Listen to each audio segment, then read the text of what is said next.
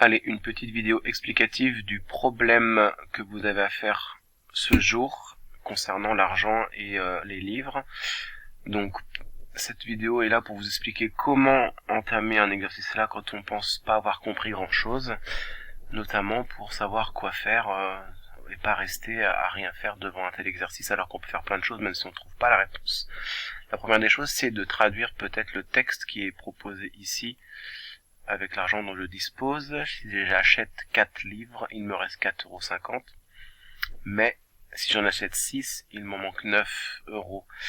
Il faut bien comprendre que ici, la somme d'argent n'est pas connue et le prix du livre n'est pas connu. Donc je vais modéliser ça en faisant un petit dessin. L'argent disponible qui n'est pas connu, c'est ma tirelire. Et premier renseignement, on me dit si j'achète 4 livres, eh bien il me reste de l'argent. Donc 4 livres plus les 4,50,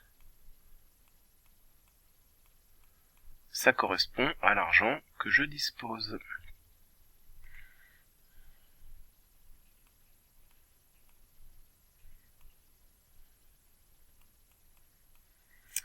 Et ensuite, deuxième renseignement, avec ce même argent, je peux acheter 6 livres, mais par contre, j'ai pas assez d'argent. Ça veut dire que les 6 livres coûtent 9 € de trop. Donc si je prends le prix des 6 livres et que j'enlève 9 €, eh bien je vais avoir exactement l'argent que j'ai en ma possession dans ma tirelire.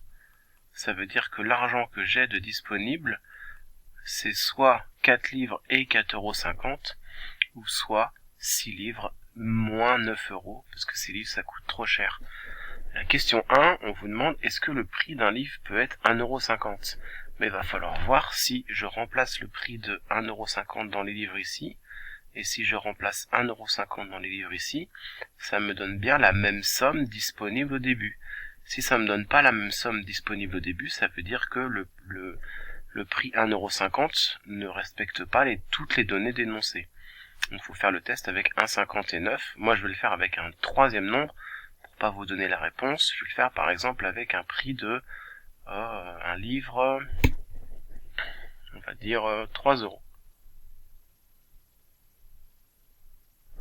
Donc 3 € le livre, c'est parti. 4 livres à 3 €, ça fait 12 € plus 4,50 €, ça fait donc 16,50 €.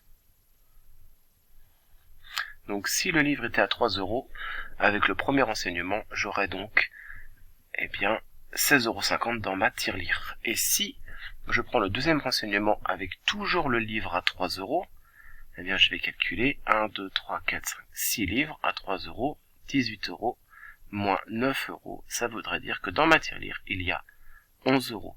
Et donc avec ces deux renseignements, j'ai que dans ma tirelire, il y a 16,50 € et que dans ma tirelire, il y a 11 €. Mais comme c'est pas le même nombre, c'est pas possible. Donc ça veut dire que dans ma tirelire, il n'y a pas, le livre ne coûte pas 3 €. Voilà, donc vous devez tester avec 1,50 € et 9 €.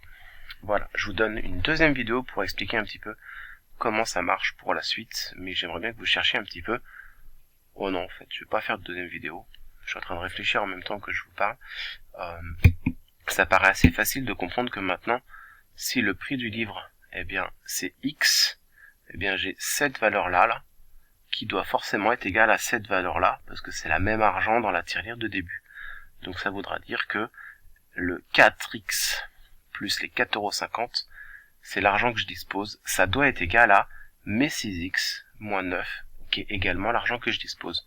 Donc là, je vous ai donné oralement l'équation qu'il faudra résoudre. Et donc normalement, vous aurez possibilité de finir l'exercice sans problème. Allez, bon courage, n'hésitez pas à m'envoyer d'autres messages. Si vous n'avez pas compris davantage, j'essaierai de vous répondre de manière plus individuelle. Allez, au revoir.